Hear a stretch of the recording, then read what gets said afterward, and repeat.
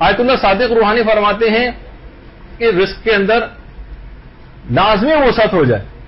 تو فرماتے ہیں سورہ واقعہ کا ایک عمل. سورہ واقعہ تو سب کو پتہ ہی رزق کے سلسلے میں جو انہوں نے بتایا, وہ کہہ رہے ہیں یہ چوتھے امام کے حوالے سے علامہ مجلسی نے اس کو نقل کیا ہے, اور وہ ہے کہ روزانہ آپ کو اس طرح سے کرتے ہوئے جانا ہے کہ پہلا دن جو عمل کا اس میں 1 دفعہ سورہ واقعہ, دوسرے دن 2 دفعہ سورہ واقعہ, تیسرے دن 3 دفعہ سورہ واقعہ وہ پڑھیں, اور اس کے بعد ایک دعا ہے جو یہ سورہ واقعہ کو پڑھنے کے بعد اللہم ان کان رزق سے جو شروع ہوتی, یعنی اس کے بعد روزانہ اس کو پڑھیں. اور اس دوران جتنے بھی جمعرات آئیں ان میں ایک دعا اور ہے یا ماجدو یا واحدو سے جو شروع ہوتی,